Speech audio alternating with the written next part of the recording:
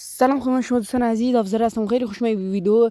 یه نو فکر کنم نمیدونم رکورد شیپمنت این مپ چقدر هستش، ولی من 165 کیلو زدم. آخر ویدیو هم میاد. دمت گرم. اگه دوست داری شاتای خفنی هم فکر کنم داخلش هست. اگه دوست داشتی شاتا رو حتما این از این داشت حمایت کن که ماینکرافت و کالاف با هم بذاریم و کلی عشق کنی.